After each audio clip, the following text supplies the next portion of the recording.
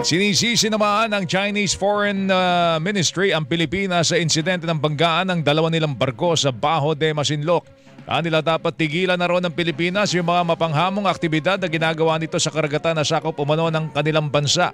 Sinabi naman ni Defense Secretary Gilberto Teodoro Jr.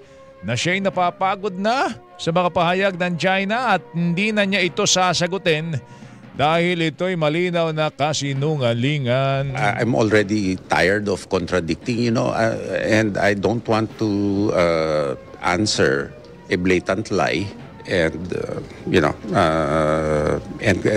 glorify it. And everybody knows the truth, really. Why will we pick a fight? That's what the president said yesterday.